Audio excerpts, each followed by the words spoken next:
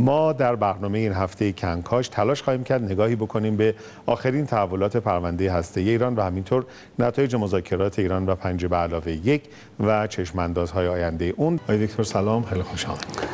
خوش اومدم که هیچ، به قول خودم هم وفا کردم. گفته بودم اول مشنگای دنیا رو میارم اینجا. اینهاش فلاحت پیشه، داغ و تازه و نوبرونه از جلسه مجلس ورش داشتم آوردم اینجا. اگه یک شوت از شوت‌های پشت 18 من سنگین تر باشه اینه. داستاناش فت و فراوونن. یکیش همینه که تو جوونیش میخواست بره دانشگاه، گذاشتنش بکوب درس بخونه برای کنکور. ببین دیگه این مخ که بخواد بره کنکورم بده و دانشگاه قبول بشه چی کار باید بکنه و چقدر باید بخونه. جلسه کنکورش خورد به مسابقه انگلیس آرژانتین تو جام جهانی. نرفت سر جلسه، وایساد فوتبال تماشا کرد. بهش گفتن که خب مشنگ تو چرا نرفتی سر جلسه؟ گفت کنکور هر سال هست ولی جام جهانی هر 4 سال یه باره. آقای دکتر ممکنه خواهش کنم بگید این مذاکرات که آقای عراقچی توش بودن چه جور مذاکراتیه و الان چه توافقی در واقع اتفاق افتاده؟ داستان ژنو رفتن نوبتی این مشنگا رو من کلشو برات میگم که این پاشنه کش برات جا بیفته که دیگه دونه دونه نخوای سوال بکنی. پا رو که گذاشتی تو ژنو باید بخوری همه جوره، تو آرزو این که حالا یه روزی عوضش برات در بیاد. البته هر مشنگی میفهمه وقتی الان هیچی بد ندن بعدن که ضرب خورده باشی که خب معلومه دیگه کشکم بد نمیدن که. حالا یه سری شوت سنگین میخوان این قسمت اولشو دور بزنن. مرحوم ابوی همیشه میفهمودن بزن بهادر. عرض میکردم بله میفهموندن که شوتر باشگاه بدنسازی مربیه بهش گفتش که از اول بهت گفته باشم هفته اول بدن درد میگیره. شوته گفتش که خب پس باشه میرم از هفته دوم میام.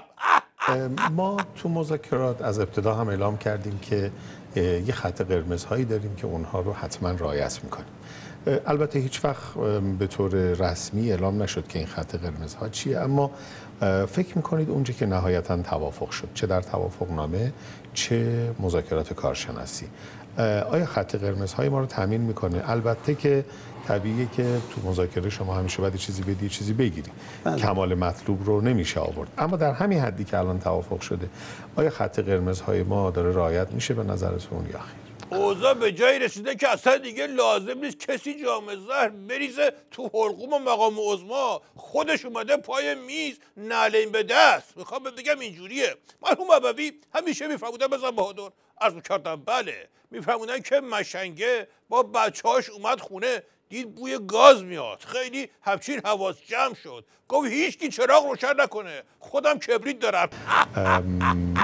به نظرتون آقای جک استرا همون موقع هم معتقد بود که تحریم ها اشتباهه یا الان بعد از 10 سال به این نتیجه رسیده که اشتباهه؟ چون خیلی این دوتا با هم فرق میکنه. یا کن فلات پیشه یه 2 کلمه حرف بزن که بفهمم با سنگ سیاه یه فرقی هم میکنی تو. ببینید البته جک استرا الان جک استرا اون زمان نیست. اون زمان ایشون در قالب یک معادله قدرت با ایران میومد مذاکره میکرد. یعنی ترویکا، یعنی 3 کشور اتحادیه اروپایی که رؤسای وقت و گذشته و آینده اتحادیه اروپایی بودن اون موقع، ولی الان کسی است که به هر حال حتی نمایندگی نمیکنه دولت انگلستان. بزن کنار ناکس، نظامو که به باد دادی، تو که نفهمیدی اون چی میخواد غلط کردی جواب میدی. عجب بدبختی داریم ما. تو باید یه کمی همچین جک استرا رو بادش بکنی که انگار یه آدمی اومده اینجا، یه کمی بتونیم شلوغش بکنیم. مشنگ به جای شروع کردی چشم بسته غیب گفتن. مرحوم ابوی همیشه میفرمودن بزن بهادر. عرض کردم بله میفرمودن که به مشنگه گفتن چند تا بچه داری؟ گفت 2 تا. گفتن کدومش بزرگتره؟ گفت خب اولیش دیگه. به خاطر همین کاراست که تو مجلس همه میگن که اونی که تا مغزش ریشه بهش میگن فلاحت پیشه.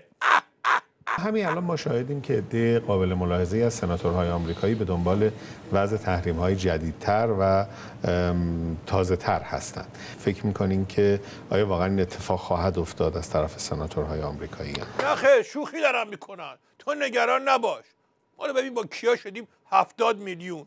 همه کاراش شده. این تازه میگه فکر میکنید اتفاق میفته؟ مرحوم عبوی همیشه میفهمودن با بهادر.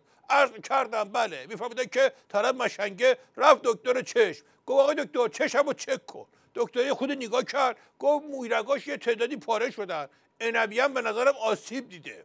مشنگه گفت آقای دکتر دردم داره. من نمیفهمم پس چیه که میگن 1-2% وزن آدم مغزشه؟ والا 1-2 در 1000 وزن یارو هم مغزش بود ما راضی. خیلی ممنون از مهمانان محترم برنامه و همینطور شما بینندگان عزیز. عزت شما هم زیاد.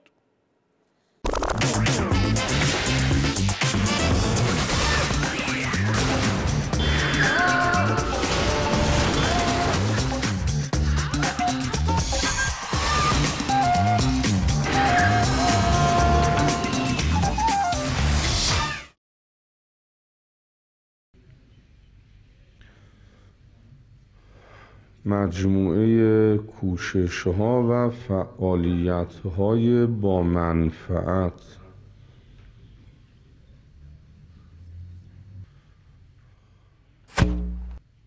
محل کار